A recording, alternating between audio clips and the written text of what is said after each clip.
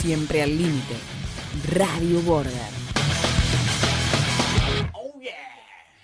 ¿Qué tal, amigos de YouTube? ¿Cómo andan? Bienvenidos a un nuevo episodio de Radio Border. Hoy tenemos una nueva, entrega de esta serie dedicada al mundo del jazz.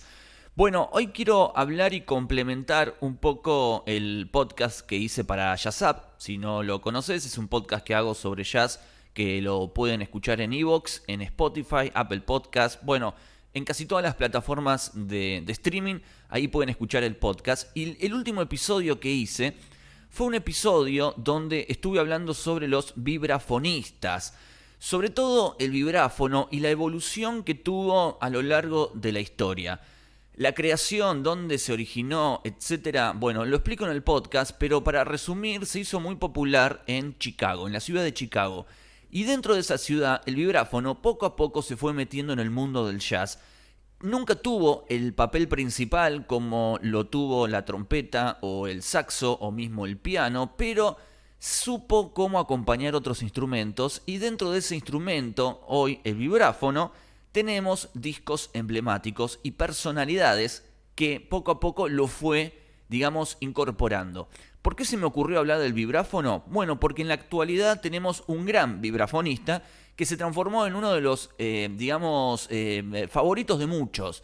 Así que dije, ¿por qué no recomendar 6 discos de jazz donde el principal factor, el eje principal de ese disco es el vibráfono? Obviamente te los voy a recomendar en orden de evolución de este instrumento, ¿sí? Para que conozcas quiénes fueron los primeros y quiénes fueron, los últimos que son, de vanguardia y que están en boca de todos, sobre todo los que estamos escuchando el jazz. Pero antes de empezar esta lista, quiero invitarte a que te suscribas a este canal, que poco a poco estamos creciendo, estamos muy contentos, la verdad. Y además que le des me gusta, dejes los comentarios y por supuesto en la caja de la descripción de este video vas a encontrar un montón de enlaces, de links que te van a los podcasts que estamos haciendo con Fran y todos los podcasts que hay para Radio Border. Son muchísimos, así que abajo en la caja de descripción tenés toda la información y además invitarte a El Cafecito y Patreon, que ahí tenemos contenido exclusivo que estamos grabando constantemente para esa plataforma. Bueno, dicho eso, vamos al puesto número 1. En realidad, no es jerárquico esto, pero te los voy a ir mencionando poco a poco cada uno de estos discos. El primer músico que te voy a recomendar se llama Lionel Hampton, un músico que por supuesto está dedicado al vibráfono, pero él se encargó de tocar otros instrumentos. Es uno de los vibrafonistas que toca muchísimos instrumentos. Él toca el piano, fue baterista, también en algunos momentos cantó y estuvo dirigiendo algunas orquestas. Estoy hablando de un músico falleció con 94 años, él nació en 1908 y tuvo una de las carreras brillantes, porque gracias a Lionel Hampton y este sonido que fue metiendo poco a poco en la costa oeste, estoy hablando de Los Ángeles, incorporó el vibráfono en la banda de Louis Armstrong, estuvo poco tiempo, y luego se va con Benny Goodman, que en ese momento era el rey del swing. Benny Goodman escucha este instrumento y dice, bueno, dale, vamos a incorporarlo. Y la verdad es que fue un suceso. Lionel Hampton se transformó en una superestrella con este instrumento. Lo pueden ver en algunas películas, porque Benny Goodman grabó muchas películas, así que Lionel Hampton estaba siempre ahí al lado, así que lo pueden ver en algunas películas. Y esto hizo que su popularidad empiece a crecer de una manera bastante rápida y grabó discos para un montón de grabadoras. Tal vez la grabadora que le abrió las puertas y donde él se pudo desarrollar y donde pudo, grabar sus mejores discos al punto de transformarse en el caballito de batalla de esa discográfica, fue el sello Victor, ¿sí? Ahí grabó muchísimos discos Lionel Hampton con un sonido primitivo, un instrumento que recién se estaba, dando a conocer y que él también lo estaba redescubriendo.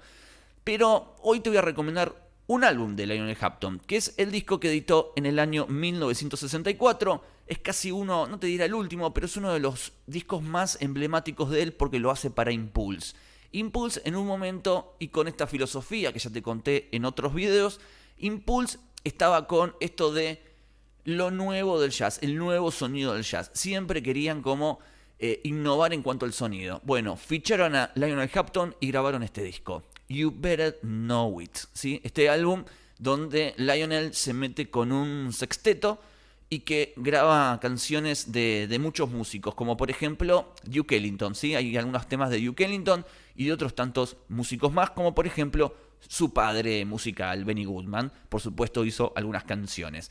¿Quién está en este disco? Bueno, tenemos a Clark Terry en trompeta, Ben Webster en el saxo tenor, Hank Jones en el piano, Mill Hinton en el bajo y Ozzy Johnson en la batería. Vamos al siguiente disco y recomendación de los vibrafonistas del jazz. El siguiente músico que te voy a recomendar se llama Milt Jackson, un tipo que nació en Detroit y que se transformó con el paso del tiempo hasta mucho más grande y más importante que Lionel Hampton. Y estoy hablando de algo demasiado intenso, ¿no? Tengamos en cuenta que Lionel Hampton venía grabando discos hace muchos años y que era como una especie de estrella. Pero en el caso de Milt Jackson supera eso, sobrepasa a un montón de vibrafonistas que vinieron después. Hoy sigue siendo un referente del instrumento, pero lo interesante es que él empezó a tocar la guitarra, luego se pasa al piano y ya siendo adolescente se mete con el vibráfono y entra a cantar también al coro gospel de su iglesia. Hasta ahí una formación bastante típica, pero en un momento dado Dizzy Gillespie va a la ciudad de Detroit y lo conoce, lo escucha, queda fascinado, lo invita a tocar a su banda. Estuvo un tiempo bastante largo hasta que decide irse a la orquesta de Woody Sherman. Con Woody Sherman se le transformó en una especie de vidriera a Milt Jackson. Pero eso no duró demasiado. Él regresa con Dizzy Gillespie y hace un montón de otras presentaciones. Hasta que en un momento, y casi a principios de los años 70, Milt Jackson decide formar su propia banda. Esa banda se transformó en un cuarteto titulado The Modern Jazz Quartet. Un disco y un montón de discos que editó en los 70 que son emblemáticos. Podría recomendarte cualquiera porque son todos muy buenos.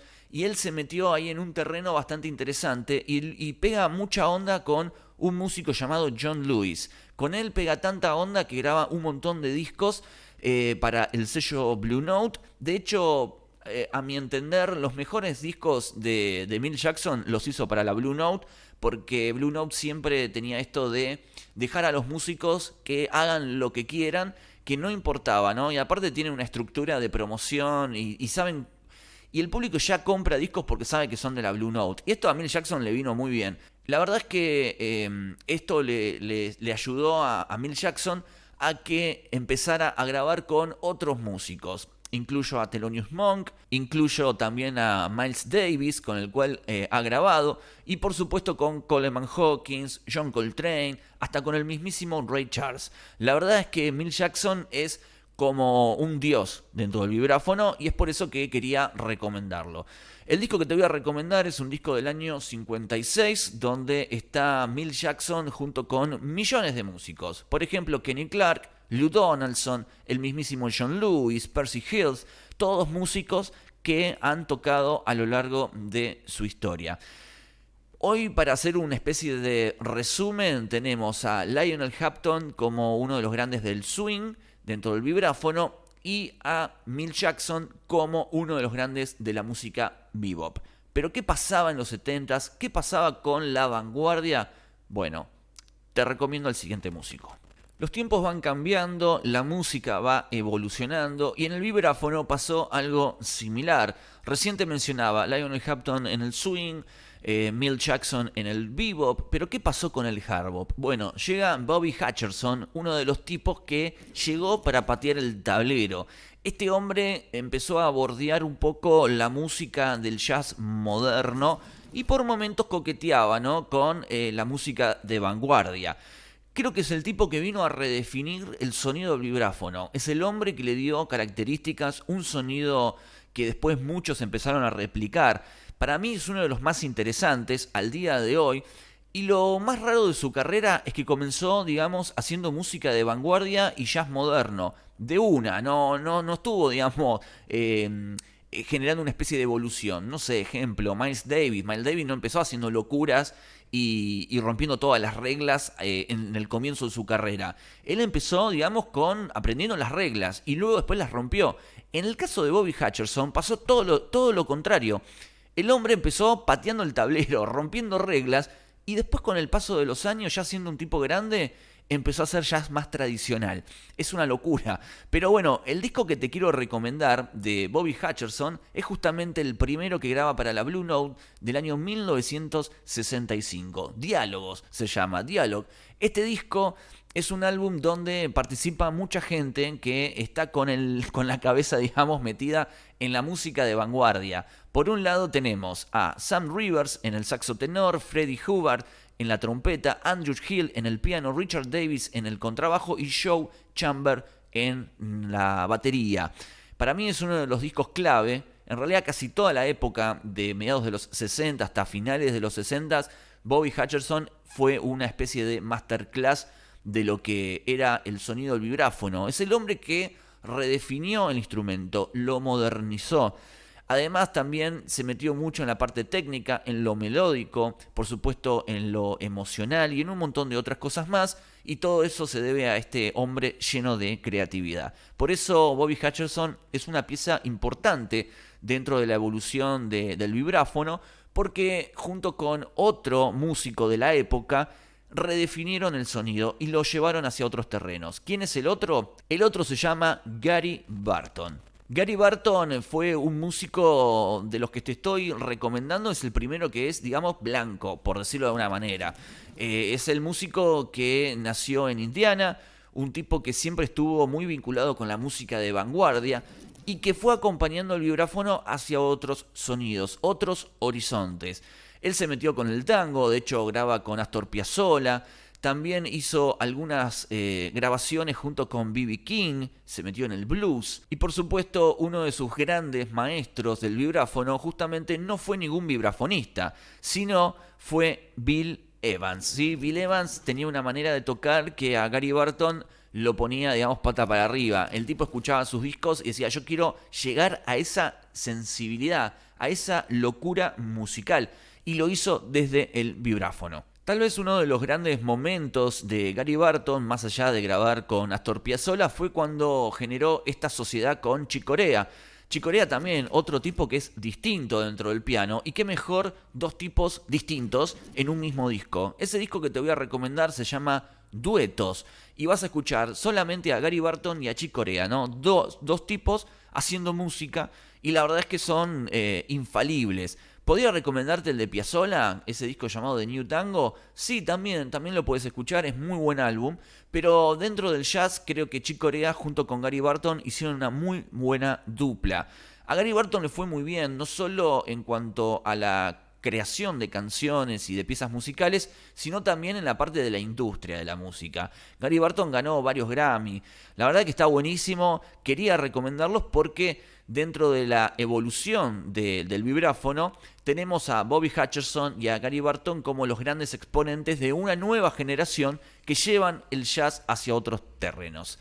Sigamos con la lista. El siguiente músico que te voy a recomendar, ya entrando en la era más moderna, es Stephen Harris, un vibrafonista que nació en la ciudad de Nueva York, un hombre que estuvo a cargo y participó de la Filarmónica de Nueva York, y él fue un músico, digamos, que su gran inspiración fue Charlie Parker, ¿sí? Fue el tipo que lo metió en el mundo del jazz. Él estaba en la Filarmónica re contento hasta que un día le dieron un disco de Charlie Parker y dijo, pará, quiero hacer jazz, esto es fabuloso. Y empezó a tocar el vibráfono. Este hombre le fue todo le salió perfecto porque en el momento que empieza a tocar Blue Note lo conoce, lo ficha para su sello y le graban su primer álbum. Ese primer álbum salió en el año 98, pero sin quedarse quieto, ya al año siguiente empezó a trabajar y a editar ese mismo año su segundo trabajo. Ese es el disco que te voy a recomendar. Ese disco se llama Black Ancient Figure. Es el disco que fue nominado a los premios Grammy. Es un disco de jazz que está fabuloso porque lleva el vibráfono a un terreno mucho más evolutivo. Creo que agarra lo mejor de Lionel Hampton, agarra lo mejor de Milt Jackson, lo mejor de Bobby Hutcherson, lo mejor de Gary Barton y lo mete todo en ese disco. Stephen Harris se transformó en un referente para una nueva generación de vibrafonistas. Fue como un maestro, fue el hombre que abrió un nuevo camino.